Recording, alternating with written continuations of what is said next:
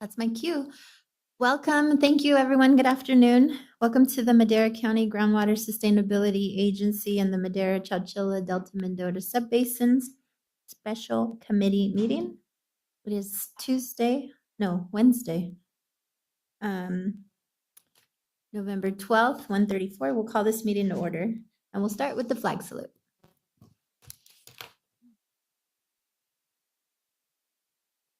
Ready, salute. Pledge allegiance to God, public, one nation.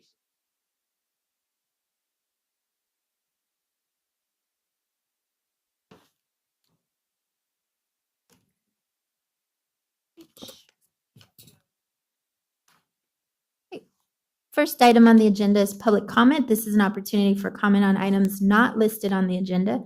This is also a place to suggest topics for future meetings. Comments can be 5 minutes or less.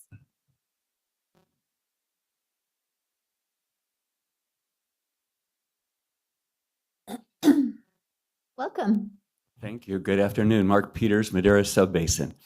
Hey, I want to start off by saying how much we appreciate this format. It helps immensely to be able to get your thoughts out. However, today it's going to show a limitation, and that limitation is when we talk about carryover water credits, it's a big subject, and it's bigger than allowing each grower 5 minutes. I could talk on penalties for more than 5 minutes, let alone other stuff. So I'm looking for something bigger on some of these bigger subjects. And you'll see as we go through the meeting. Okay. Thank you. So now I would like to talk about water credits in a different way that's not on the agenda. And I'm going to do so by saying, you know how I believe that penalty dollars are going to become huge over the next few years. And the first thing we've all agreed to do is pay for domestic well mitigation, and that's going to happen. And in my estimate, by 2028, 2029, that's going to be taken care of. That's not far away, and big dollars are going to be rolling in. And we should be talking, that's just not that far away. We should be talking now about what we're going to do with them. And that said, I'm going to start off with what I think we should be doing with them. Right now, there are growers out here that are developing water credits because they're underutilizing their water. And frankly, it would be a great approach to pay growers for those water credits with the penalty dollars that are coming in. So the ones going over are paying the penalty. The ones coming in under that want to sell their credits get paid. And my big suggestion is, looking forward, we should consider paying growers for penalty credits, for water credits, sorry. And it sort of adds that added benefit of, it takes that liability off the books, right? That, having water allocation credits is a future liability. It gets off the books. It's the carrot that goes along with all the sticks that we have. And frankly, right now, if we start to limit water credits, there's no market for water credits. There's no way to do anything with them. And it's going to cause growers to start planting, right? Because I can't get rid of my water credits. It's use it or lose it. I'm going to start to plant. And then just one more, how's my time? I think I'm still under. I have one last short comment, which is, and another thing, that's in the future, but coming in closer, we need to begin considering whether growers can sell their water credits to one another.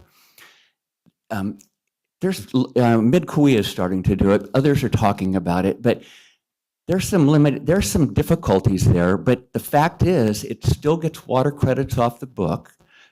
It doesn't create any more total water usage, and it seems to make sense that we should be considering programs like that. So those are my comments this morning. Thank you. Thank you, Mark. Do we have anyone else? Do we have any public comment online? We have looks like Larkin has her hand up. Yes, can you hear me? Yes, go ahead, Larkin. Fantastic. I'd just like to piggyback off what Mark was saying as far as the format of our forum. I think it would be nice to be able to dig into these issues a little bit better. Right now, we're almost speaking at each other instead of discussing items. We're not really allowed to have questions answered during it. And so, like, really digging into the meat of some of these items isn't happening. And I think that we're going to run into more problems in the future with not enough input on some of these policies. And I think as we can see going forward with just the penalty policy and the possible changing or the decay of credits and those kinds of things, we've already established rules on that. And now it's up for discussion to go back and possibly change some of that stuff. So I think that if we can possibly have a different forum where we can all sit and discuss a lot of this stuff instead of speaking in 5-minute sound bites, then maybe we can iron out some of these problems so we don't have to revisit them later. And it would give a lot more stability and a lot more, long-term planning ability for us growers. If we're able to, be at the table where we can sit down and discuss that. Thank you. Thank you, Larkin. Anyone else? I'm not seeing anyone, so I'll close public comment. Move on to item 4, new business. Item A.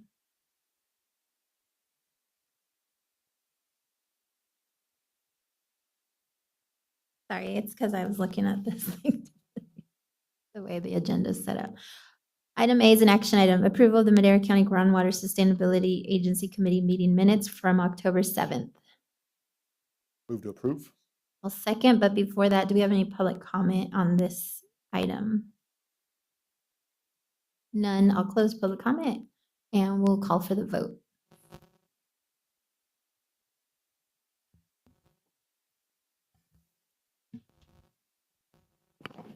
Director Gonzalez Yes. and Director McCauley. Yes. Thank you. Item B is an action item, consideration and recommendation to the Board of Directors to sign a letter to the State Department of Water Resources related to implementation of the Domestic Well Mitigation Program 2026. Stephanie. Thank you, Stephanie and Agneson, Director of Water and Natural Resources. What you're going to see before you in the packet is a letter from our point of contact, John Davids, for the Madera Subbasin, to DWR, to Paul Goslin. I'm ready to share my screen.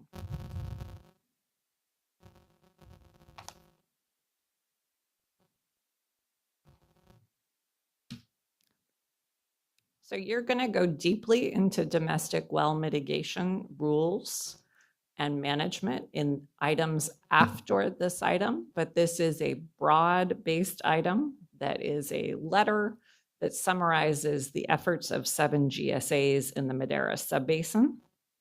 It includes the topics that were discussed, that is how the program's designed, what the process looks like, the program award per well, and conditions for approval. It also, and perhaps most importantly, is assurance that domestic well mitigation will have what's called full geographic coverage. We have called the state to make sure this is a sufficient way of meeting their guidelines. And you know that the state has on a number of occasions given feedback to Madera Subbasin that it needs to have a domestic well mitigation program up and running. So this is a response to that feedback in a letter. It also has some brief thank you for using a grant from SB 552 funds to use facilitation. So that is the letter in front of you. It does not need a committee or board signature. It's really approving a signature from a third party, but we do need to know that you are okay with the approach as outlined in the letter. Thank you. Happy to take your questions. Thank you, Stephanie. Any questions? Do we have any public comment on this item? We have any public comment online? No? I'll close public comment. Move to approve. And I'll second. Roll call vote. Director Gonzalez, Yes. Director McCauley, Yes. Vote passes 2-0. Thank you. Item C is an action item, consideration and recommendation to approve a resolution to adopt rules for domestic well mitigation in the Madera Subbasin, Madera County GSA. Good afternoon. My name is Jared Weeks with the Water and Natural Resources Department. Today, I'll be providing an overview of the domestic well mitigation program for the Madera Subbasin, Madera County GSA.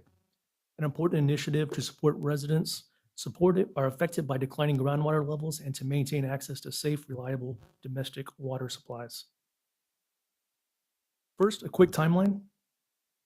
In January of 2020, a GSP for the Madera Subbasin was submitted and first outlined the concept of a domestic well mitigation program. In March of 2023, the Madera County GSA and 4 partner agencies signed an MOU establishing a cost-shared program tied to groundwater overdraft contributions. Work began on the framework for the program in January 2025 using an SB 552 grant. And in August of 2025, several GSAs chose to manage their own areas, leaving the Madera County GSA solely responsible for implementing and funding mitigation within its jurisdiction. With that being said, the Madera County GSA developed the draft program rules that establish criteria and guidelines for assistance. To qualify, applicants must be landowners within the Madera Subbasin and the Madera County GSA boundaries. They must have a domestic well that has gone dry or been damaged by subsidence due to groundwater decline, and they must complete the application and review process. This program offers up to $35,000 in financial assistance for drilling a replacement well, or recently added to the eligibility criteria, funding can be used to connect to a community water system. Each property may receive well mitigation once, which will be recorded on the property deed to prevent duplicate funding. The draft application, which is included in your handouts, is modeled after the Chowchilla Subbasin's well mitigation program that is already up and running. It will be available both online and in paper form and will request landowner and property details, well information and any supporting documents, and it will include guidance and links to located parcels APN and find well information such as well completion reports. This streamlined approach ensures applications are clear, complete, and easy to review, minimizing delays and administrative effort. When drafting the rules and the application process, our team engaged with local agencies, nonprofits, and community groups to identify what works best, learning from established programs to avoid reinventing the wheel. This collaboration helped shape program rules and outreach strategies to better reach the residents who will benefit the most. The next few slides are some highlights from each of those visits. We first met with the Chowchilla Water District's Domestic Well Mitigation Program team. Over 2 years, the district achieved an 85% approval rate across 30 applications. Their program is a little smaller than the Madera County GSA, which anticipates up to 200 applications per year. Most denials from the district resulted from incomplete or ineligible applications, often from uninhabitable properties such as mobile homes with no electricity. Their success was built on direct mail outreach and flexibility. And by flexibility, I mean that they will accept letters from well maintenance companies when well data wasn't available. We also spoke with 2 nitrate management zones, the Chowchilla Management Zone and the Valley Water Collaborative. Both of these programs offer free well testing for contaminants, primarily nitrates, and they offer free bottled water delivery for households with unsafe nitrate levels. Additionally, when safer funding is available, testing for other contaminants such as arsenic and uranium can be performed. Referrals to these programs will occur in our outreach and when a well is suspected of having water quality issues. Next, we met with the Self-Help Enterprises, which has long administered well assistance programs across the valley.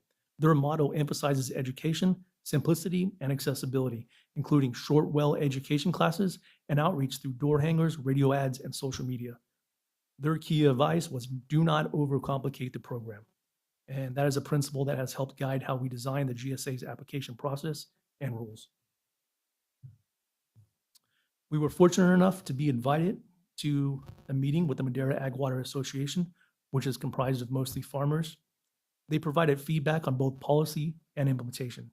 They supported the 35,000 funding cap and suggested using 2020, calendar year 2020, the year the GSP was submitted, as a fair eligibility cutoff for dry wells.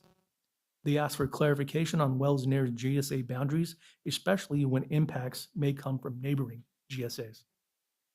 And finally, they recommended adjusting the GSP fee annually based on the previous year's overdraft penalty, a process we do plan to implement moving forward.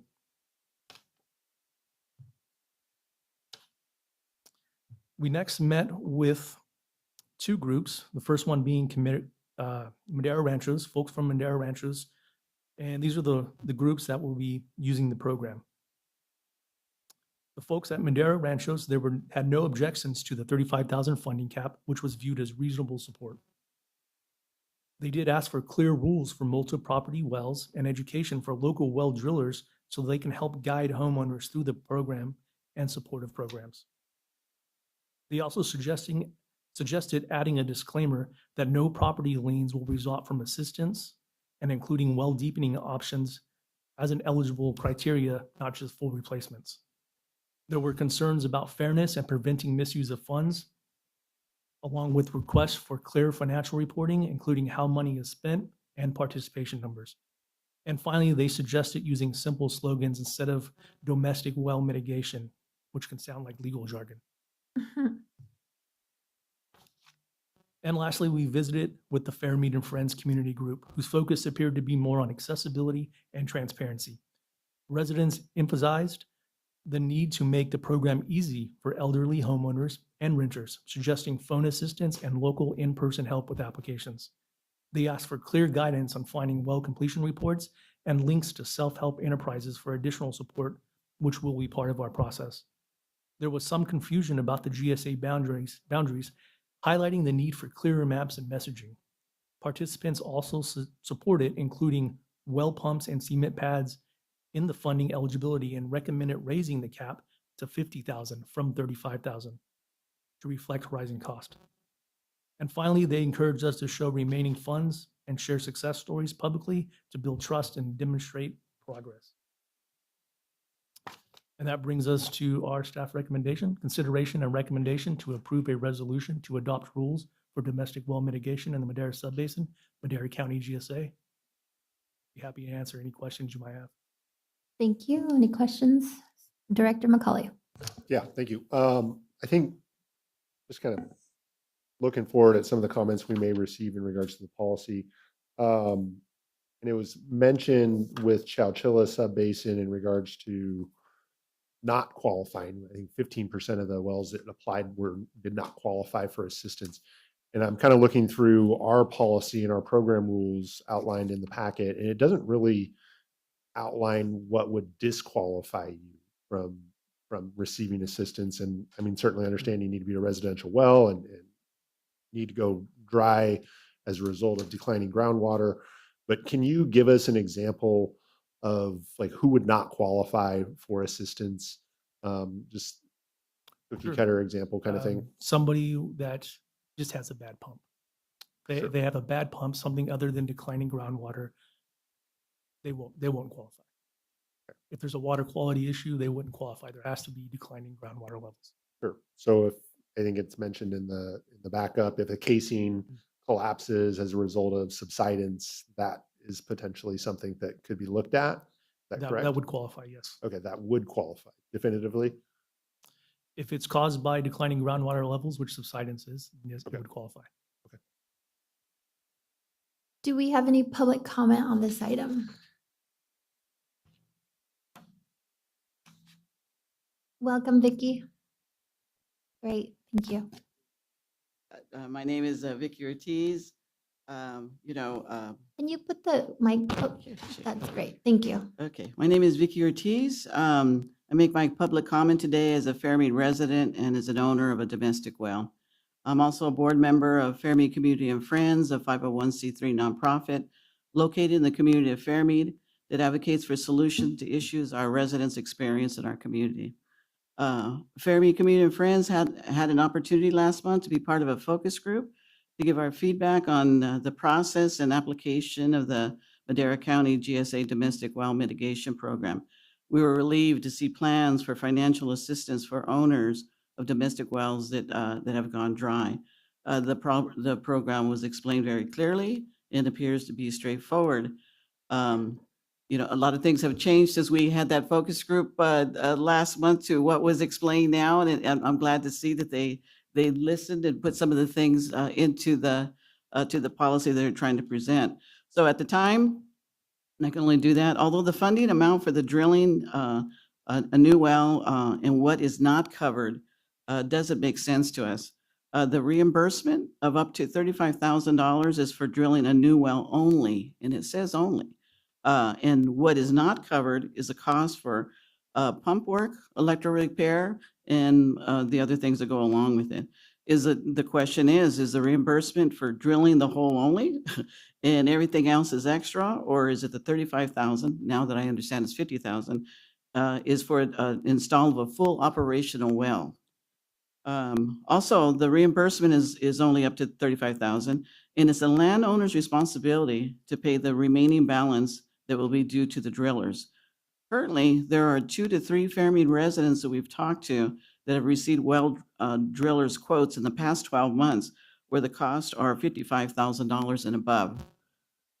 Today, there's no doubt most domestic well owners have not replaced their dry wells with new ones because of the cost, and that cost keeps rising every day. Most residents don't have the additional $20,000 to get that new well, even with the GSA mitigation program.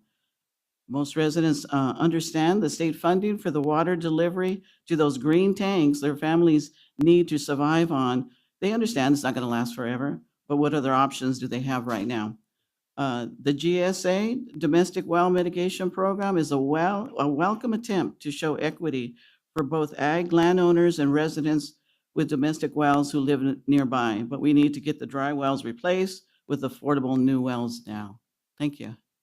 Thank you.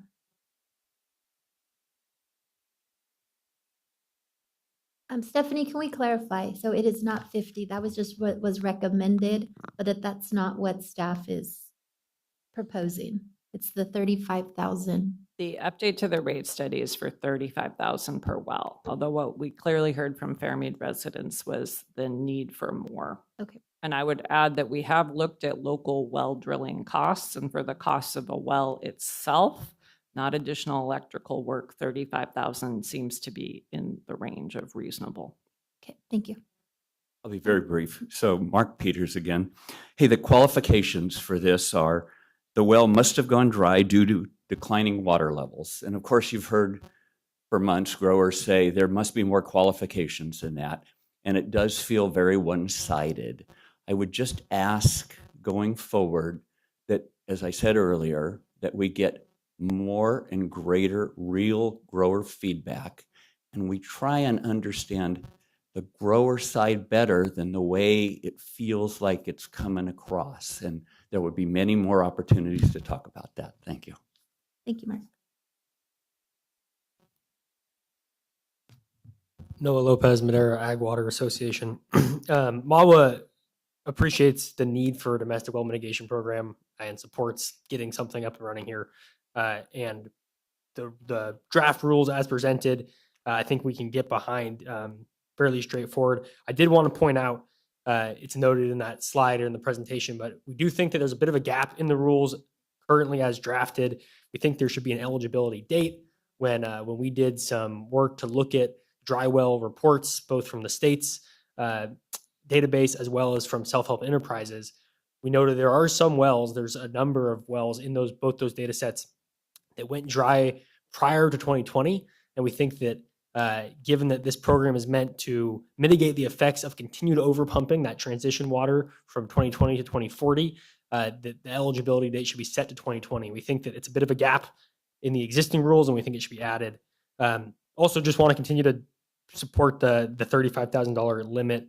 That's what the rate study was predicated on. And so the support that was garnered from growers for that $59 an acre fee, the kind of all that process, I think going now and changing it after the fact would probably cause a lot of frustration. And so we think we should keep it at that $35,000 limit. Also wanted to just give kudos and support for the idea of also funding community water systems or access to community water systems with this funding instead of drilling a new well. If there's a possibility of getting those community water systems, it's a really resilient system compared to those individual domestic wells in some of these areas. And then finally, it's noted in the slide on the outreach you guys did with us, and it's in the fee resolution. So there's nothing to advocate for here, but just want to say we appreciate that the overdraft penalty will be applied to this program during the annual financial review, and we're looking forward to hopefully seeing if that can reduce the fee moving forward. But those are the comments on the rules, and really would consider or would suggest considering that eligibility date. Thank you. Thank you, Noah. Anyone else? Do we have any public comment online? It looks like Ralph has his hand raised. Yes, Ralph Pistoresi, MID farmer and white area farmer. I think, as I mentioned before, this is a mitigation issue that the state has given our GSA to solve. The mitigation means that we have the latitude to determine exactly how we're going to proceed to get the best benefit and the long-range sustainability of this program. And I think we need to make a determination as to how we go about doing that.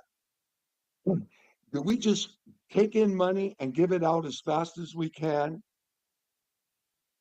Just give it out as fast as we can without much retrospective analysis on how long this is going to last? And when we're out of money, what do? Just go back to white area farmers and ask them for more money? The white area farmers have their own problems. Many of them are 50 miles away from these areas where they're having housing issues, where they really have not affected the water level or the water quality of these domestic wells. Now, as a farmer, if I buy a ranch and I have a well on it, and that well goes dry, I'm responsible for figuring out my own new well and source of water. There's nobody that comes and pays for a well for me. So as I mentioned before in other meetings, you have to put some level of rightness and fairness on this whole issue. And as I see it, everything is being thrown on the backs of farmers. They have little to do with the effect of what happened here. I think your well mitigation issue has to be more well thought out. I think you need to put people on these committees that determine who qualifies as a white area farmer or two that's familiar with wells, with water, with all these conditions, since they're the ones that are footing the bill. And I think if you don't do that and you leave it to staffers that are the staffers that you have on staff right now, I don't think there's no skin in the game. There's no level of responsibility. It's willy-nilly, give them out as you want. This is not a way to sustain any business. This is not a way to sustain any program that through mitigation will be long lasting.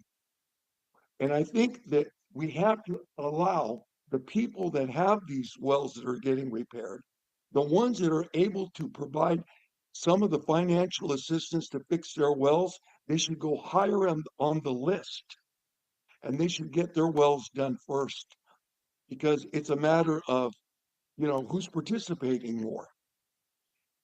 The other thing I think that's vitally important, these properties without a well, the value of their property is greatly diminished.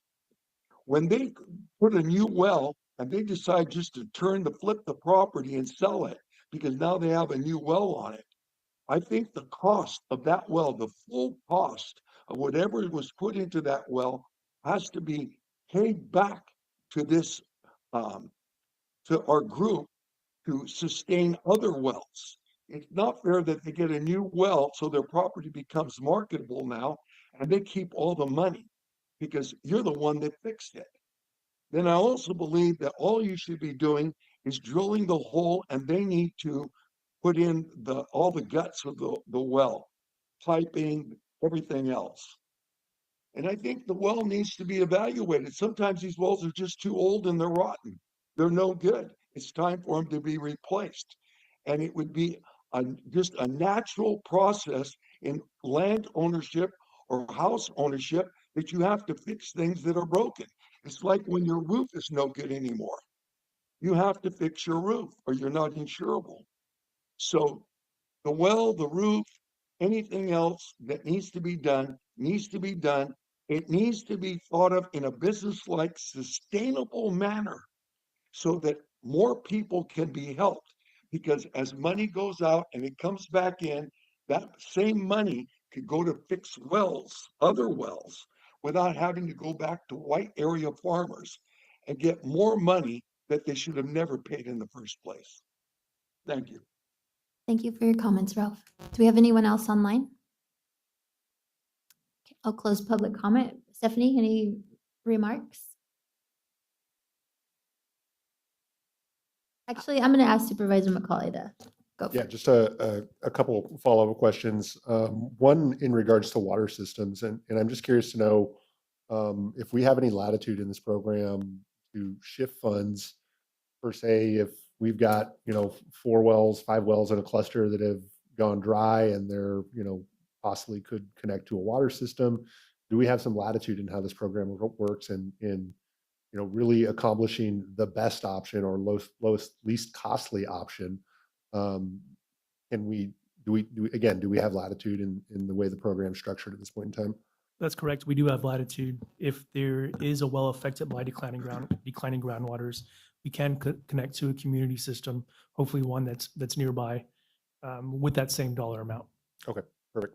And then as far as the 2020 cutoff date, assuming, since it's not mentioned in the current policy, theoretically, any well that's gone dry as a result of groundwater depletion, whether it was 2010, 2015, 2020, as it stands, they would all be eligible. Is that correct? Let me take this one because it's a rate study question. Okay. So it was intended to fund wells that go dry from 2026 forward, and anyone who was on a list from self-help on interim solutions, and that was about 200-ish people. So you're either on the list or it's going dry moving forward. Okay, perfect. And last question or comment, again, going back to qualifications, I think the last thing that anybody wants is for this program to be abused or misused. I'm at a loss for additional qualifications that we could place on a property owner to help weed out any, abuse. But I'm certainly open to any suggestions on, how this policy could be strengthened, and would be open to feedback around that between this meeting and our next board meeting up for review. Want to make those comments known, public. Stephanie, has there been any discussions with self-help or any other organizations that could fill that gap if there's the 35,000 is used and then there's still additional funding needed? Are there any programs out there that could assist? There may be the potential for self-help to fill in that gap using safer funds. However, those funds, we have been told, were going away. So there is potential there. Mhm. As you know, this is a shifting landscape. Okay. Okay, I'll hand it over to you. If you have any other. I guess just last comment I would make before, apologies for interrupting Stephanie, but I think this just alluded to it. And so I'm just want to, put a caveat on this, that this program is fluid.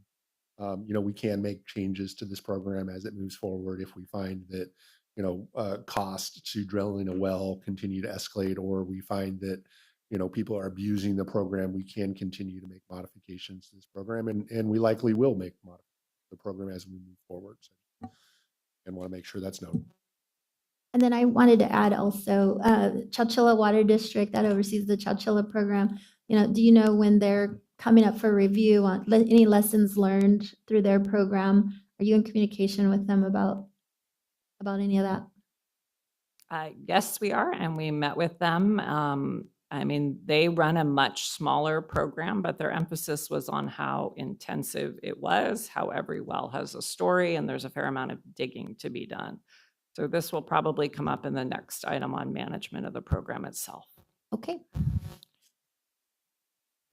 And I'll second, in the interest of time, we'll just, all those in favor? Aye. Aye.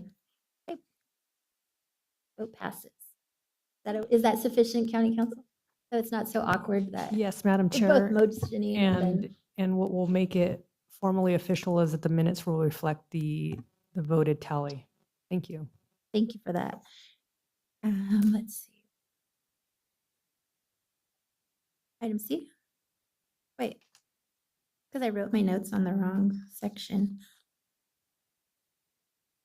Item D. An action item, consideration and recommendation to the Board of Directors to enter into a contract with David's Engineering for management of domestic well mitigation program in 2026. Oh shit, we just did. I'm ready to share the screen.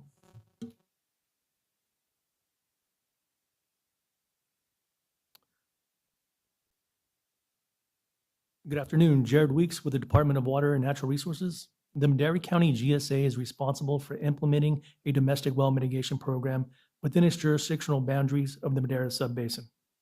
This program is a required component of the GSP and is designed to mitigate impacts to domestic wells caused by declining groundwater levels as the subbasin progresses towards sustainability. David's Engineering developed the Madera Subbasin GSP and led the technical revisions for the Madera County GSA, MID GSA, and the City of Madera GSA. They know the subbasin's data, conditions, and community needs, which eliminates the learning curve and potential delays by a new consultant. Because they can build directly on existing tools and models already developed for the subbasin, the county avoids startup costs, duplication, and added consultant time. Under the proposed agreement, GE, David's Engineering, will provide a full range of program management services, including managing the domestic well mitigation program, application, and eligibility review process. They will conduct field inspections at the well site to determine the cause of the well failure, and if the well meets the eligibility criteria, they will coordinate with the drillers and permitting agencies for well construction. They will lead public outreach, the creation of and maintenance of a domestic well mitigation program website. They will conduct public presentations and participate in community events. They will prepare an annual report summarizing the implementation progress, finances, outreach, and future projections. They will provide on-call technical services as requested by Madera County GSA staff to address program needs. And as you can see on the bottom of this slide, there is a total not to exceed amount of approximately $514,000.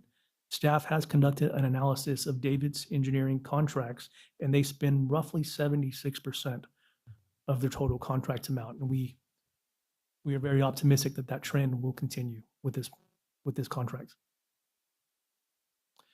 And that's the end of my presentation. Consideration and recommendation to the Board of Directors to enter into a contract with David's Engineering for management of domestic well mitigation program in calendar year 2026. I'm Thank happy you, to Jeff. answer any questions you have. Questions, Director McCauley? I don't know. I'm scratching my brain trying to figure out with a smart ass comment to come up with around the 76% target there. So hopefully we can hold you guys to that 76% and they'll come in under budget. But no questions. Thank you. Do we have any public comment on this item? Yes, we do. Oh, looks like we have Larkin. Go ahead.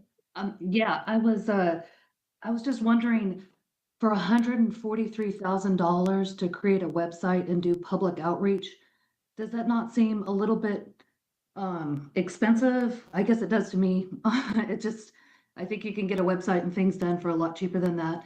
And I'm not sure why public outreach would be like over $100,000 when we've already contracted with a couple other groups to help do public outreach. So it seems like it's a little bit expensive. The other thing I'd like to say is it would be nice to have a couple of people on this committee, farmers, local people that could help after David's digs into things and help review the local landscape as far as the wells go. I think David's does a good job, but they don't have the experience out here that the farmers do, and us farmers would definitely be able to help point things in the right direction or add an extra layer of scrutiny on some of the wells that may need it. Thank you. Thank you, Larkin. Up next, we have Ralph. Stress you again. You know what? It's so easy for you guys to just spend money, but you have farmers who are familiar with wells. You have people that you have on your natural resource thing. You think you can't put together a committee of farmers and the people that you already have hired and that they can't do this job instead of spending $500,000? I mean, this is why, what are you going to do when you run out of money? Go back to the farmers and say, give us another $10 million? Things are tough in agriculture. And Larkin is right. You know, you can have all kinds of people. I know farmers that would volunteer, big farmers would volunteer to be on that board and help the staff out to sort through this thing. Why do we have the county hires professional people supposed to have the know-how to do something, and all the professional people ever do is want to hire a consultant so they don't have to do anything. You know what? I think you need to be real careful on the decisions you make, because money is easy to spend and easier to spend other people's money than your own. You need to think of you're spending your own money. Would you individually spend $500,000 to have someone tell you what you should do? You have your own head. Use your own head to figure out what needs to be done. Thank you, Ralph. Up next, we have Jay Gomes. Hi, this is Janice. I think there should be, like Ralph was saying, a committee, an oversight committee that would determine who to go over the well applications and stuff instead of hiring somebody to do that. It's just like we have an oversight committee for the transportation department and everything else. I do believe we could do it as an oversight committee where there was somebody from each of the districts and so many farmers also to comprise of the committee. That's all. Thank you. Thank you, Janice. Do we have anyone else online? I'll close public comment. Director McCauley. Yeah, just a couple comments. I think specifically in regards to a committee, I hear what folks are saying about that, but I don't see that being something that drives the cost down. And in fact, I think that's something that would actually increase costs around this program because, you know, while you may have a committee, that committee is still going to be advised by staff and likely that's still going to be a consultant. And I understand people get frustrated, you know, around consultants. But my response would be, I get frustrated around, you know, the $5 million retirement health benefits that the county has a line item for every year. So, you know, consulting allows us to alleviate some of those long-term costs. And I think it's, you know, prudent that staff takes advantage of consultants when necessary. So I think that's what staff is doing in this instance. And I do believe it does keep our costs lower. But as far as questions go for staff, and on these line items, proposed tasks 1, 2, 3, 4, I'm assuming these tasks are all billed on actual time, and these are not to exceed costs. So when we look specifically at project task 2 and support for public outreach, you know, I would imagine we're going to be billed for those items. It's not just $140,000 to build a website, correct? Of course. Okay. These are not to exceed costs and we're billed by the hour. So Okay. it's not going to go over that amount. We all know it costs about $5,000 to $10,000 to build a website, which is one of the ideas to give a central place for people to go. So the more public outreach we have in regards to the more communication we have around this program with farmers and residents, the higher that bill will eventually be. So that makes a ton of sense to me. Appreciate the response. Okay, what is your pleasure, Dr. McCullough? Move to approve.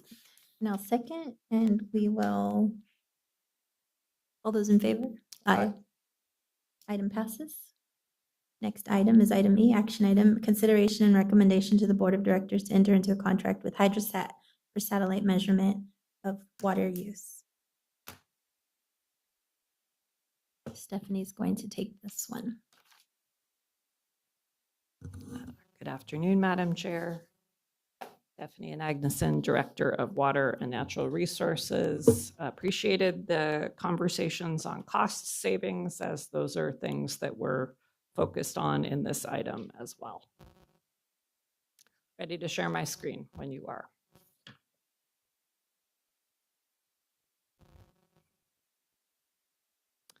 Okay, we have heard long and hard from people that they are looking for ways for cost savings. And so that is what started this topic. We've heard from the public, and there is some interest in looking at different ways of saving costs. To your point in the last item, often not hiring staff and having a consultant do something is a cost savings, sometimes a substantial one for the county. So we are the only GSA that has multiple satellite measurements, which could potentially be condensed if we could build consensus around one of those methods. Every measurement method is not just a hard cost or the cost of the product itself, but it has processing costs, which means grouping the data that is given to us, creating reports, refining reports over time. It's a considerable amount of processing. So we think a measurement method is running, in the last budget we showed you, around $300K, and that's about 10% of the GSA admin fee of $3 million. So it is substantial.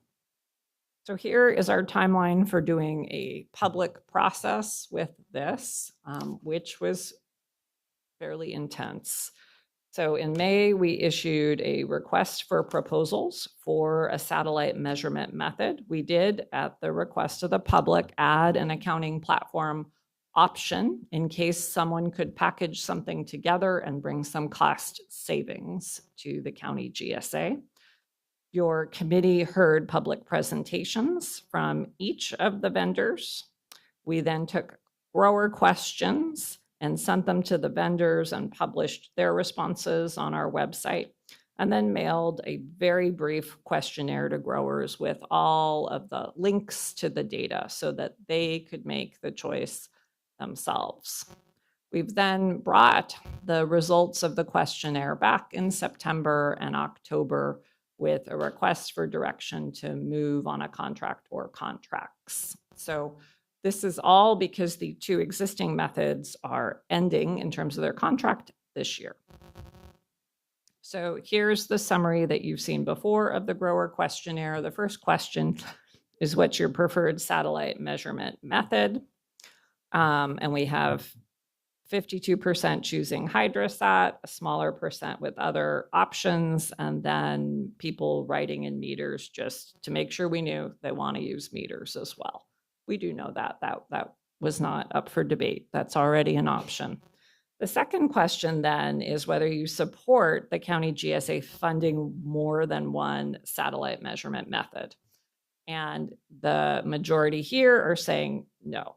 Now, of course, that's a little tricky because, of course, people want their own method, but maybe not to fund someone else's method.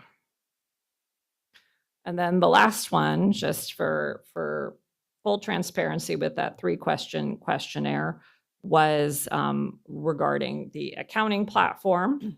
And that also had a sizable amount of folks saying none. We do have a questionnaire out now asking about accounting platform and can come back to you next year with that. So based on the questionnaire itself, staff is bringing you the Hydrosat contract for 3 years, as we discussed in the previous meeting. I would be glad to answer any questions about this. Thank you, Stephanie. Director McCauley, do you have any questions? Okay, I'll open it up to public comment at this time. Come on up, Noah.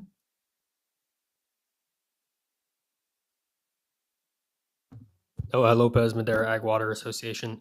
So I think it was the end of last year, maybe it was the beginning of this year, we started talking about reviewing our measurement system, right? And MAWA reached out to our members. We had a member meeting in April. We had a member meeting again last month. And then in between that time, we've done a lot of just individual outreach with our members. And we heard two things really clearly. The first was that our members wanted to see an accounting platform, and we're appreciative of the work and the process that's underway to get that set up here. The second was that our members wanted to see the continued use of Land IQ. Through public comment at these meetings, through letters, in discussions, I think we've tried to make that clear. And what we've seen, though, is that it appears that that's not the direction that's being recommended by staff. And so that decision seems to be predicated on the results of this survey that was mentioned earlier and that was shown earlier. And I just want to make a note on the survey response. So the survey response, I think it was in that initial time it was presented, it was 35,000 acres out of the total 87,000 acres that are enrolled in the allocation program. And so that 52% support for hydrosat for Irriwatch, if you do 40% of 52, that's 21%. But either way you look at the math, right, 52%, 21%, it's not really an overwhelming majority that are in support of only utilizing Irriwatch or hydrosat.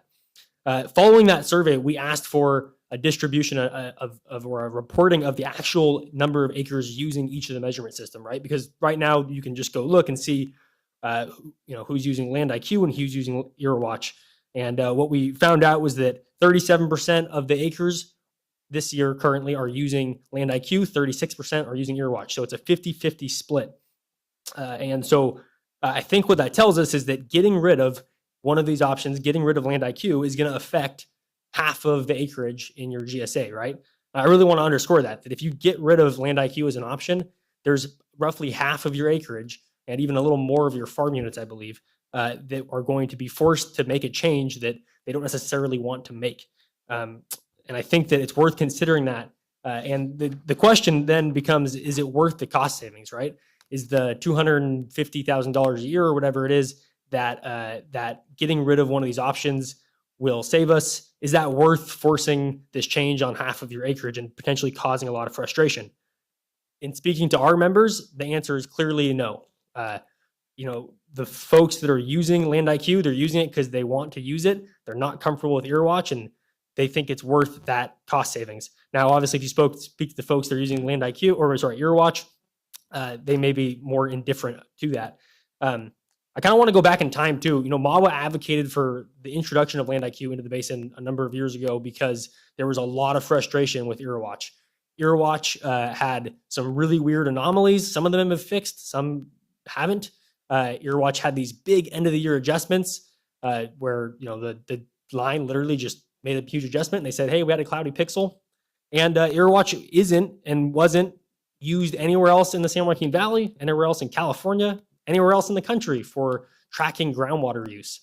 You contrast that to Land IQ. Land IQ is used all over the San Joaquin Valley. I think there's 35 other GSAs in the San Joaquin Valley using it for groundwater tracking for Sigma purposes. It's trusted by both the growers and by the agencies. DWR purchases Land IQ's data every year and makes that data available. That was why MAWA advocated for bringing Land IQ in to kind of have an option that growers are more comfortable with. Fast forward to today, where we're at right now. We have two options here in Madera. That's not an ideal situation from any perspective, right? Having kind of two measurement options that are different. That's weird. But folks have gotten comfortable with what they have. And you have half of the people that are using satellite measurement comfortable with Land IQ, half of them comfortable with Irriwatch. The folks that aren't comfortable with either have the option to use flow meters. Getting rid of one of those options is going to make half of your constituency, half of these growers forced to change. And we think that it's not worth the cost savings. We hope we've made that clear. So our request again is to move forward, or for direction from your board to also prepare or also look into a contract with Land IQ and to keep that option available. The cost savings probably isn't worth the frustration that will be caused by getting rid of it. I also want to note, just since the accounting platform was brought up, we're appreciative of that process that's going on, and support just continuing moving forward with getting a contract with an accounting platform set up. So thank you very much. Thank you, Noah. Anyone else? Do we have any public comment online? No. None online. Director McCauley, any comments? Yeah, kind of formulated my thoughts. Mhm. I mean, literally, we just got yelled at by 3 constituents telling us that we need to save money, and now we're being told that we don't need to save money, so you can understand my confusion around this. You know, for me, I certainly don't want to disrupt anybody's business, and you know, that's one thing I talk with staff about a lot is how can we pace ourselves, slow down a little bit, take a breath, just to ensure that people continue doing business, you know, in a fairly static manner, right? So they're not, you know, being pushed aside, moving the goalposts, whatever you want to call it. And so I really do believe we need to find ourselves eventually at a place where we just have, you know, one group that we're contracted with to provide this data. But I'm wondering, and maybe staff can help provide some feedback on this. Perhaps we can look at some sort of transition over the next year, where maybe we have both these systems in place, but you know, ultimately we're moving towards one system.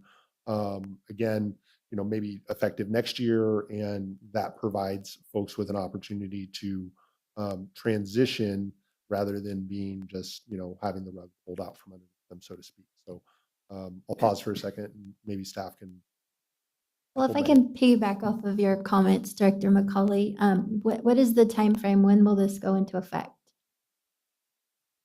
Well, we have a limited number of board meetings before the end of the year. So ideally, you would have a contract in place January 1st, which would mean it would need to go to either the next board meeting, November 18th, or December 9th. But the goal is to shift over by January? Or what is that's Yes. what I'm asking. Yes. So if you consider another contract, we would need to get that in place as well. And I just want to add that, you know, this survey went out and this is what the responses were. So then for us to come in and say, okay, well, we got your responses, but we're still going to go in a different direction. I have issue with that because we need to listen to the folks who are responding. And while I understand Noah's comments, I think that we just need to make a decision and go with one. So you want to add anything to that, Stephanie? Or response to Macaulay? Sure. The costs for Land IQ for 1 year with the base service is $131,000. If you add the internet access, it's another $66,000. So that would make it kind of comparable, though more expensive than Hydrosat.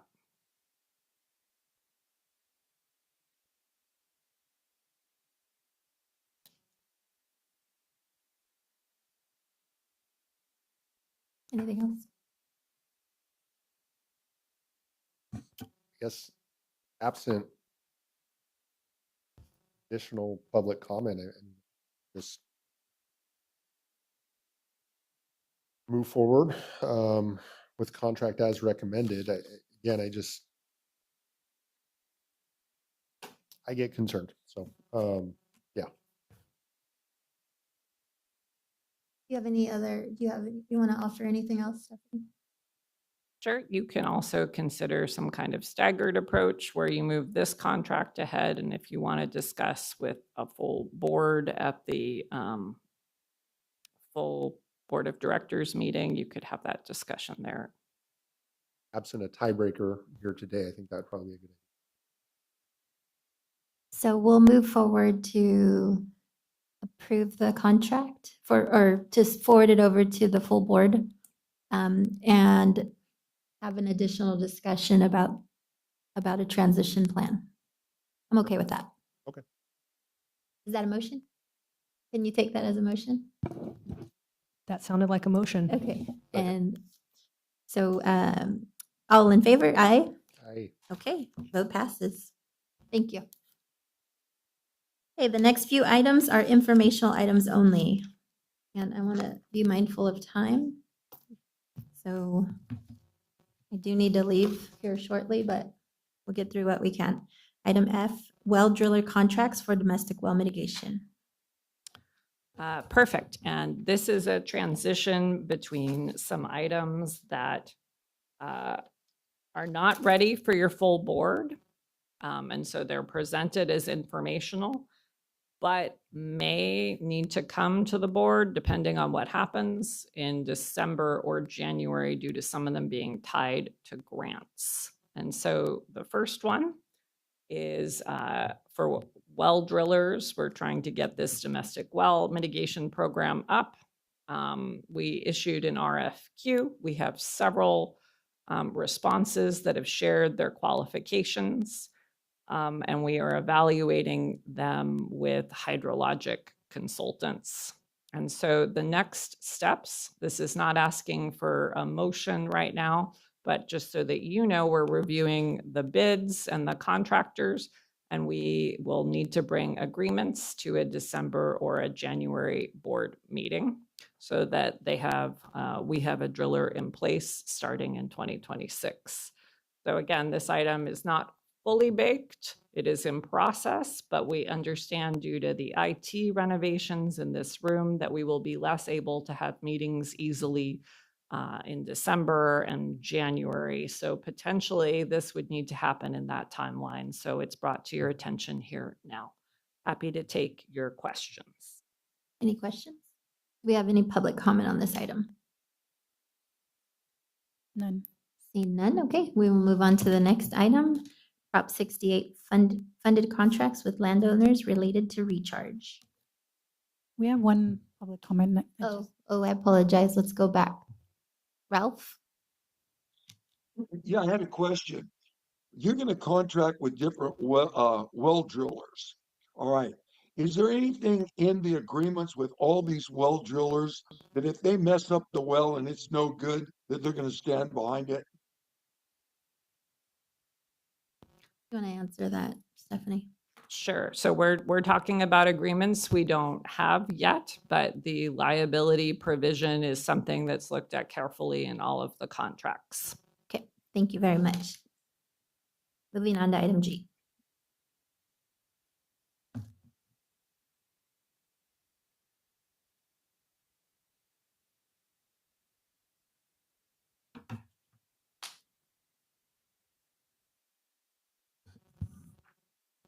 There we go. Jeannie Hobbin, Deputy Director, Water and Natural Resources. Good afternoon. This is a presentation focused on 2 projects funded by the Department of Water Resources. These projects have a strict timeline, and because of that, these contracts may have to be signed by both the landowners and the Board of Supervisors by the end of this year. These projects are both in Chowchilla Subbasin and are focused on the Chowchilla East Side Bypass. The projects were chosen from surveys completed by landowners showing their interest in recharge and based on them having existing work that has already been completed, as well as willingness by the landowner to partner with Madera County GSA. Next slide. Oh, I do that. I got it. Okay, here's a map. In the map, you can see that there's 2 areas, Chowchilla 1, which is in green, and Chowchilla 2, that's orange. You can see there are 5 points of diversion on the Chowchilla East Side Bypass, and you can also see the little yellow squares that are part of the landowner's contribution. These are recharge basins constructed by the landowners and on their property. So these landowner agreements are written to show the division of the projects and responsibilities for these grant-funded recharge projects. They will also spell out the shared costs as well as the shared benefits of the projects. This is while Madera County GSA retains the ownership of the turnouts and the oversight of the responsibilities, monitoring, and reporting. The next steps for these projects are to wait to receive the agreements back from the County Council and get them signed by all parties, which includes taking the agreements to the Board of Supervisors or the Board of Directors, in December or January, followed by the bidding the projects out for construction. And we are running out of time fast. That's it. How's that fast enough? Any questions? Do we have any public comment on this item? Do we have any online? Yes, one online. Excuse me. Ralph, go ahead. Ralph again. You know, I wasn't aware of this grant funding for projects for recharge along the bypass. Is that program still open to proposals? No, not at this time. When did it start and when did it end? So back in 2020, we have a recharge survey where we asked people to indicate where they were interested in doing recharge. You can still complete the survey, and that has served as a way to find acres for grant-funded projects.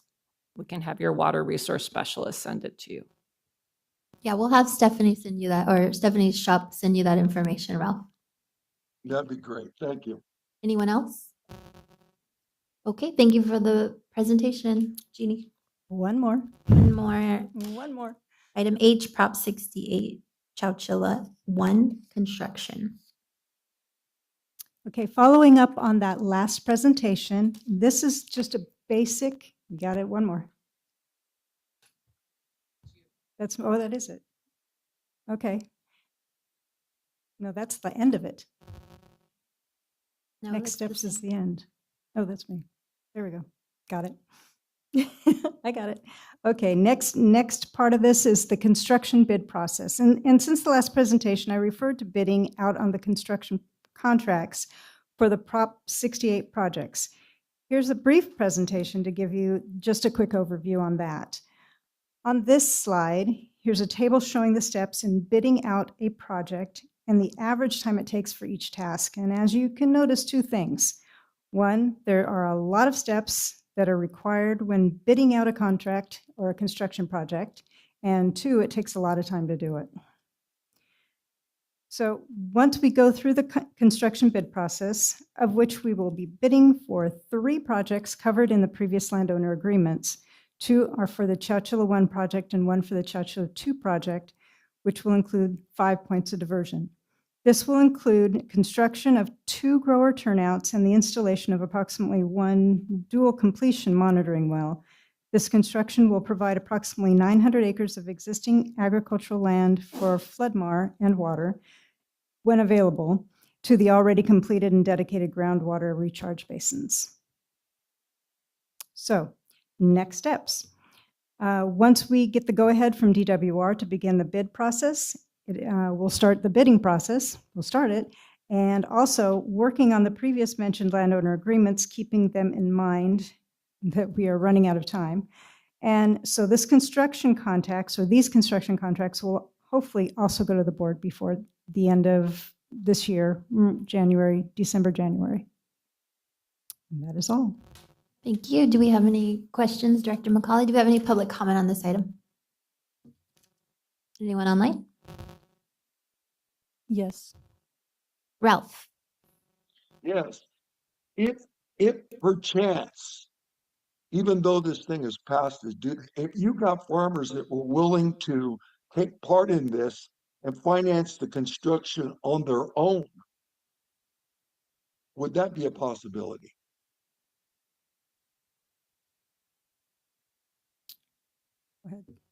Go ahead, Stephanie. So this item and other Prop 68 grants are public-private partnerships, meaning the farmer is financing the basin and letting the land be used for recharge, and the county is doing what most people think is the tedious part, which is a really elaborate permitting process. So we are pursuing public-private partnerships and have for the last 5 years. Thank you, Stephanie. Anything else, Ralph? No, if Stephanie could just fill me in on what's coming up and how we might be able to work some sort of a deal out. Because we have a lot of land right next to the bypass, and I was going to construct a canal that goes in cooperation with a neighbor bring large amounts of water for recharge Okay. over hundreds of acres.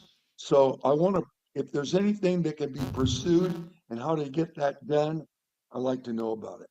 Thank you, Ralph. We'll make sure that staff connects with you on that as well. All right, thank you. Anyone else online? Okay, thank you, Jeannie. Next item is item I, informational item, demand management policy options moving ahead. Good afternoon again, Stephanie Agneson, Director of Water and Natural Resources. And this is one of those items you're going to need to see at a committee again. Yep. And given the timing of IT retrofits in December and January, I would suggest that at the first meeting of the year in February. So let me share what we have so far, though. We went over this last time. This is the existing allocation timeline. You can see that staff, the board, the process, it takes a fair amount of time from allocation principles being adopted to adopting specific numbers, to doing a dry run, to doing another dry run, to a stair step penalty that starts at $100 per acre foot. We're now at $300 per acre foot, but it's not done overnight. It has a very robust public process. I shared this last time just to orient you. You have on the horizontal axis years. They're coded by water year type. C is the driest, critically dry. W is wet.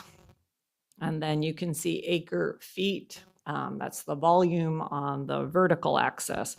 So we did put the allocation up there in the blue, and then the orange is what we would think of as water use. You can see that growers did an amazing job in 2023 and were able to bring a ton of water, which lowered their amount of groundwater pumping. So the general trend in the Madera subbasin is downward over time. Chowchilla seems like it's that way, except this year, when we have readings through August, are already over the allocation, which is pretty concerning. We also shared last time a survey of agencies with allocations, and I'll just summarize this. We are the only agency using allocations that doesn't have $500 an acre foot as a penalty. Zones are being developed in many agencies to find ways of kind of surgically going after areas that are causing subsidence. We are the only agency that doesn't have a carryover policy where there's an expiration on the carryover. And we're also the only agency with multiple satellite measurement methods. So this is from the annual report. These are turned in April, so it's reflecting previous year. White is less water use, dark blue is more water use. And what you see here is the county GSA now finds itself in the surprising position of not being the heaviest groundwater pumper per acre foot. We now have other parties that win, not that it's a contest. So what we're seeing is that with allocations, we have some success that leads to a question I hear frequently when I travel, which is why we're the only ones with allocations. I'll show you the Chowchilla subbasin as well.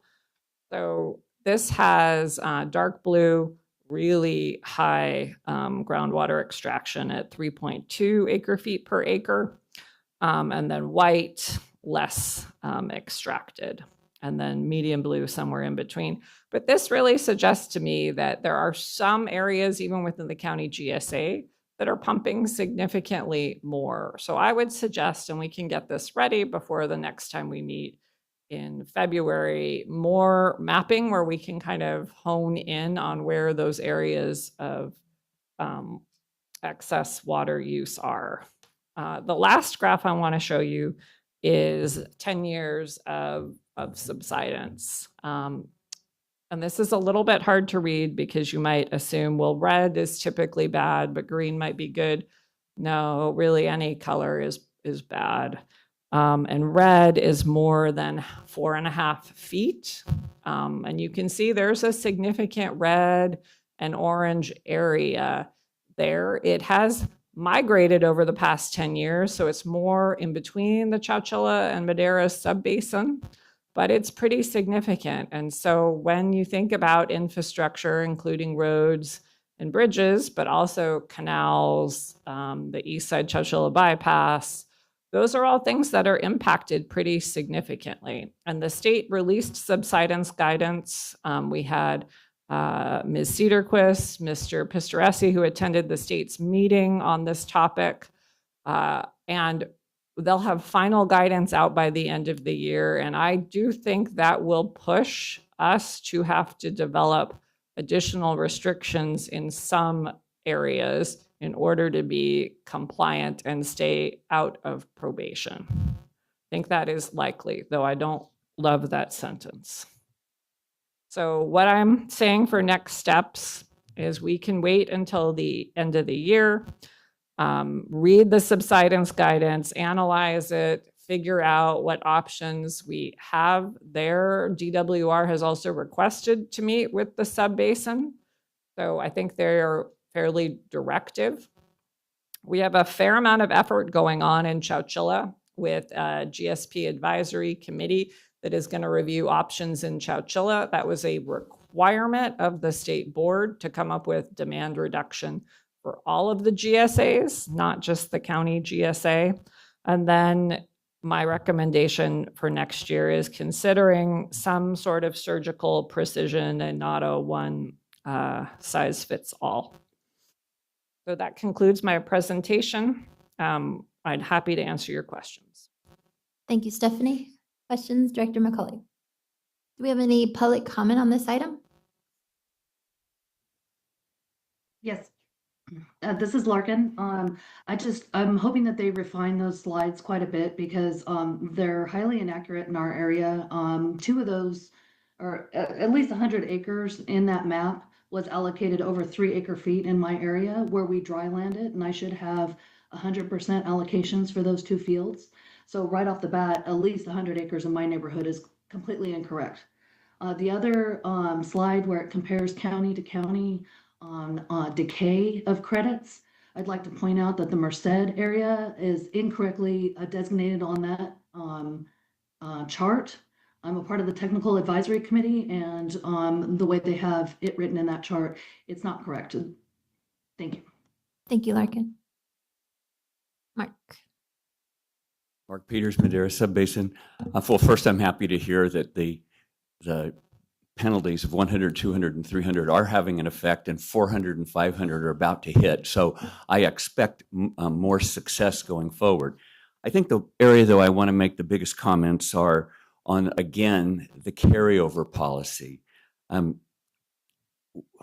We have to be very careful in the number and how much carryover we allow a grower to have. And most of the other subbasins have 5 years. I might have made that as a little bit of an overstatement, but if you read it closely, it's 5 years.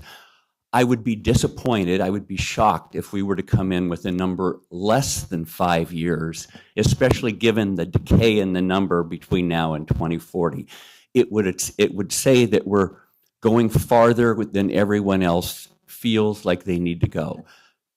But very importantly here, and why you don't want to put in a short time period is because there are growers that are doing a really good job and they're building up water credits, and you put in a time period or an amount period is what it basically evolves, and they're going to run up against a border, and they're going to then have to decide to plant because they have nowhere to use their water. And I've already said this earlier in the meeting, but I'm going to say it again. That's why we need to first focus on what can we buy as a county, once we have the funds, can we buy water credits from individual growers? And even more importantly, can we allow a water market to start among growers where one grower X can buy water from another grower, thus wiping it off the books? It's not extra planting. The guy needs it because he's already planted. But absolutely don't cut people that are doing a good job off. And now I have to just give you the real life example. Our business, Lascoity, after 2 years, had 19 inches of carryover. What happened in year one is we fallowed land representing 48% of our water usage, and then we're metering it back. We have 19 inches. Surprisingly, this year we're going to come in under again, and we'll end the year around 24 inches under. And we've already made a decision to fallow more land. And so next year, we anticipate being in the high 30 inches. And if we start to get to a point where somebody's going to say, you don't have a market to sell it, and we're going to cut you off, we're going to go plant. And that is exactly what we're trying to prevent in this process, is having crops go in the ground and water being used because we're making bad decisions. So again, to summarize, let's go find ways to buy water and trade water among individuals, and let's not make the limits too constraining. Let's go out 5 years or more, because there's really no downside to it. Thanks. Thank you, Mark.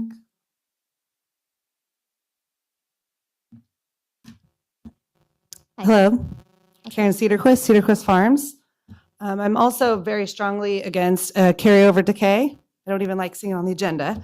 I don't understand it incentivizes growers to use their water, even when they don't need it in a dire conditions. We personally, we're trying to conserve our water for the long run, and I think that should be the ultimate goal of growers, is to conserve your water when you have it, and keep employees employed, keep Madera County thriving. Also, we're 6 years into this, and we've been planning on having carryover water throughout all of our planning we've been doing to keep our business running. And also, we have this 20-year, we started in 2020 with this 20-year ramp down, and that was intended to help us, cushion the fall for all of our businesses. So I think that changing the rules now for the carryover would just kind of be the opposite of cushioning the ramp down. I also think we're trying to solve a problem that doesn't really exist. For our farm, we use the same amount of water year after year. Or I guess I was told that the problem was to solve overpumping in dry years. Our systems are designed to use the same amount of water in a dry year and a wet year. In a really, really hot year, a mild year, we use the same amount of water. So I don't see how the carryover decay would actually change our water use on a yearly basis. I also think that in the coming years, growers are going to start to naturally use up all of their carryover water. Now that the allocation is really ramping down, growers are making hard decisions. I also think that a carryover decay punishes the wrong growers. Instead of going after the people who are doing the actual overpumping, it punishes the growers who have been rationing their allocation for the last 5 years, who are planning to ration their allocation this year and beyond.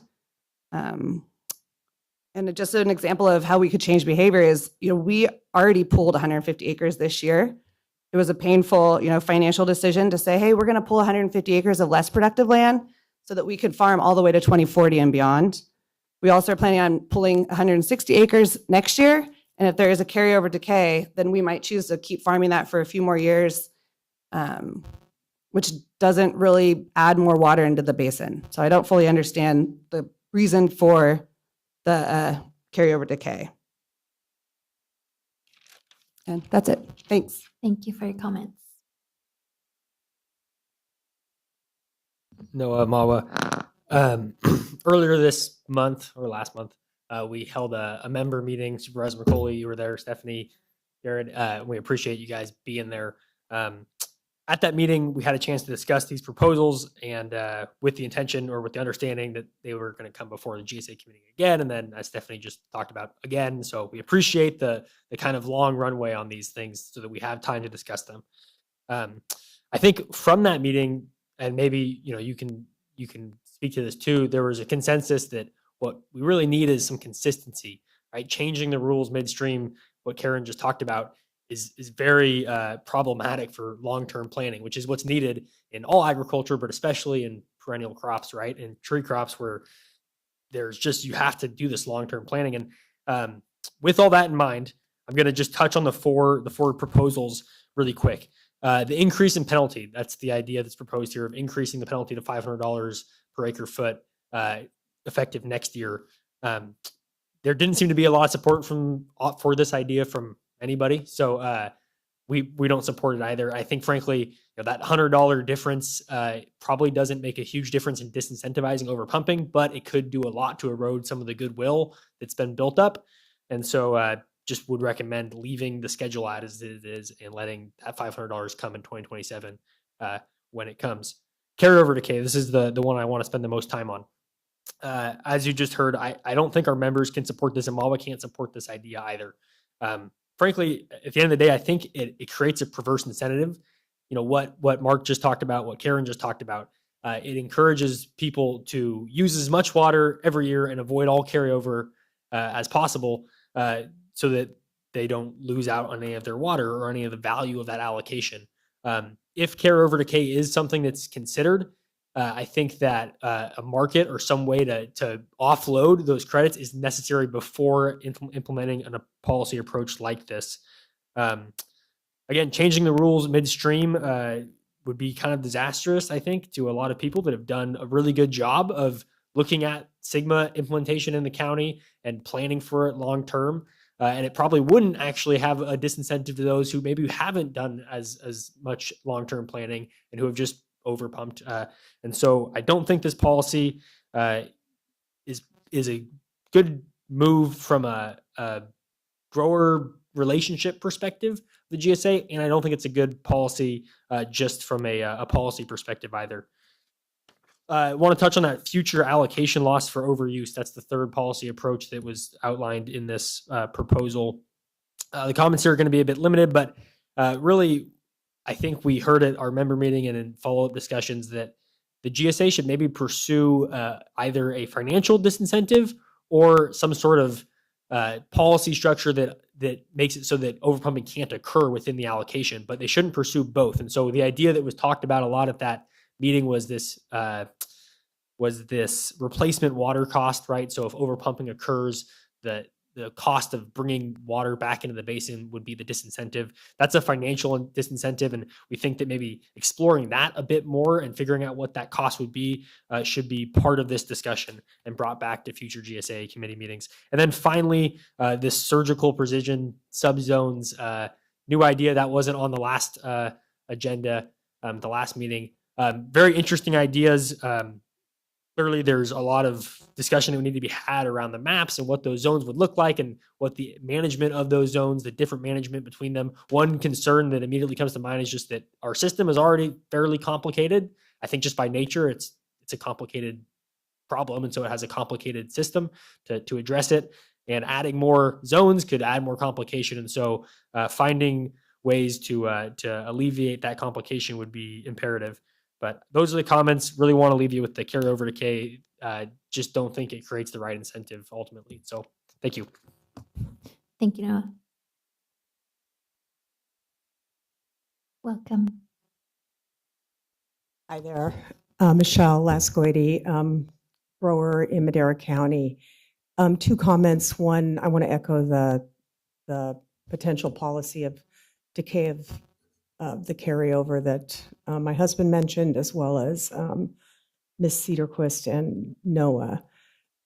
We work hard to do what we can to grow our crops, and thinking about those carryovers as our bank and to help us make our decisions as we move into the future. We consider those, part of our value.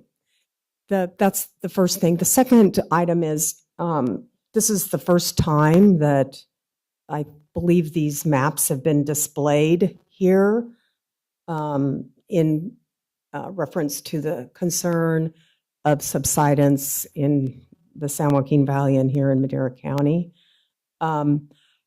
This map right here, and I want to echo what Larkin said earlier, it's on page, at least on this handout, it says number 43 slide, and it's labeled Madera, or I think it's trying to talk about the Madera subbasin and the amount of groundwater extraction. And as Stephanie was saying, white is benign or lowest and the darkest color. Okay, so you guys, I don't know if this was reviewed, but up here, this is grassland. And it says that I am extracting 2.8 acre feet of groundwater under these areas, at least if I'm reading this correctly. On our grassland property, we are not extracting 2.8. I'm sorry, I don't have my glasses on, 2.7 acre feet or 2.8, whatever it is. But in general, I just want to say, I hope before we start using a lot of our time or thinking about these specific zones, that these are reviewed, because that's just the way it is. In our county, up towards the eastern area is where the native grassland is. So I'm sure there's probably just needs to be some more review of that. Thank you for listening, as always. Thank you, Michelle. Looks like we have two folks online. Ralph? You know what? I agree with Michelle and Mark. Okay, if you're conserving water for the reason of not needing it, or you pulled out vineyard or orchards or whatever, and you're conserving the water to have enough water to use on your other properties. And when you farm, it's not a year by year deal. It's a long haul process. And you're looking at your water budget over a long period of time. Crops are planted for 20, 30 years. So I don't think it's fair. I don't think it's right that the person that saves the water, after a certain point, you penalize the person that conserved water. So then you take that water away from him so you could penalize him more. This is not right. The other thing that is very important and concerning to me, on a ranch down south, now listen to this one. We abandoned like 2,500 acres of vineyard. Some of it's dead. Some of it last year we didn't irrigate one drop of water on the vineyard, not one drop. Surface or pump well, nothing. And the land IQ or the satellite that went over it is still charging me because the vines didn't immediately die. Now, I didn't take any water out of the ground yet. Even though the vines have never had any water put on the ground in over a year, I still get charged. I think you ought to send that bill to God, not me. See what I mean?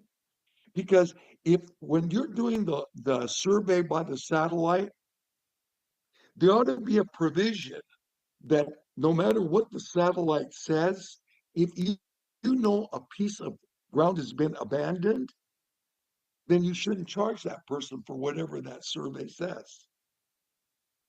So those are the 2 points I want to make. And the other thing is that if people like the Lascoides, they have all kinds of grazing land. They don't irrigate. If there's a 6-inch allocation, it should be transferable to their permanent crops. What makes them lose something that is inherently been provided for them? So those are 2 things I think are important for what's right and what's fair. Thank you, Ralph.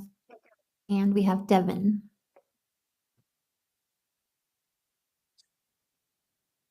Good afternoon, Devin Avila, Saga Rural Cooperative. Thank you for letting me comment on this. I don't want to, I agree with what several of the speakers have said related to the decay, so I don't want to repeat any of that. But moving forward, the devil is in the details of anything that is decided.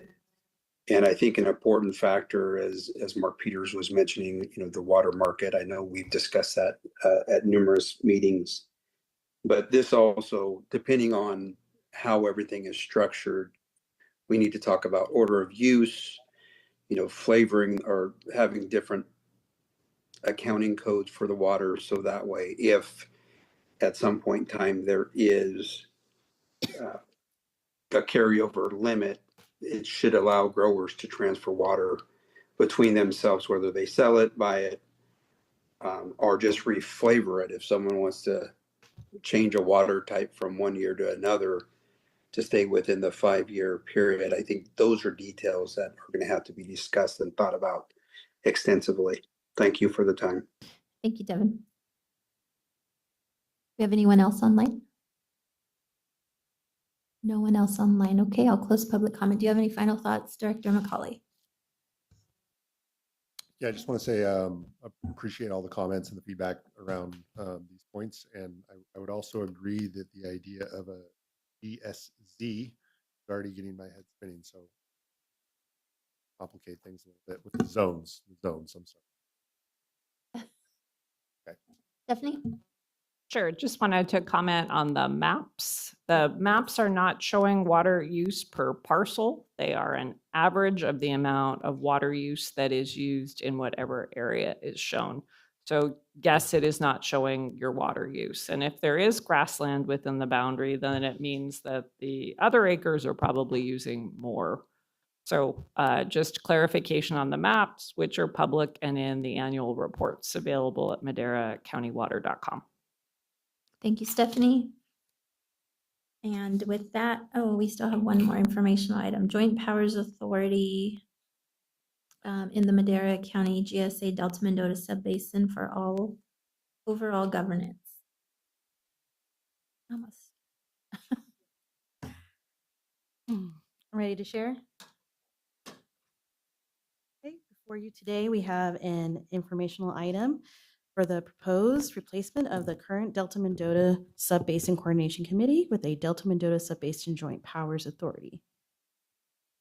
Little background, the 2024 Delta Mendota Groundwater Sustainability Plan is currently under review by the State Water Resource Control Board, and the Delta Mendota Coordination Committee is actively updating the plan to avoid probationary status and move the subbasin to the Department of Water Resources Authority. The San Luis Delta Mendota Water Authority is currently assisting the Coordination Committee with these processes by providing fiscal, contracting, and administrative services. Moving ahead, as of March 1st, 2026, the San Luis Delta Mendota Water Authority will no longer be providing these services. The proposed JPA will replace the current Coordination Committee and take over the role the San Luis Delta Mendota Water Authority has. The Coordination Committee has requested all 23 GSAs to adopt the JPA. Here are the powers for the JPA. There is a concern with item G and L containing overlapping powers that the GSAs currently hold. We are reaching out to the Delta Mendota Subbasin for more clarification on powers before proceeding with the adoption of the JPA. Next steps, no action needed at this time. We will continue our discussions with Delta Mendota Subbasin. This item may need to go to the GSA board for approval in December or January. Thank you. Thank you. Do you have any questions, Director Matt? Do we have any public comment on this item? None online? None online. Okay, I'll close public comment. Thank you for the presentation. We'll be moving on to the director's report. Thank you. This is a very fast director's Take your time. report. The farm unit changes can be done once at the end of the year. So if you need to change your farm unit, please let us know. We also send opt-in letters to the never irrigated acres right around now, and so those letters will be going out shortly. Measurement choice forms typically go out a little bit later in December. If you have a penalty, we will be giving you a call probably in the next month, just as a heads up. People typically appreciate that, even if it's bad news, and I appreciate the water resource specialists making the calls. We did submit some Bulletin 118 comments. That's a publication by the state that describes groundwater conditions. There were actually a few nice things to say about Madera, including the growers and their recharge in 2023. And I have no miscellaneous comments. Thank you. Thank you, Stephanie. With that, we will stand adjourned. Thank you, everyone, for attending. Thank you.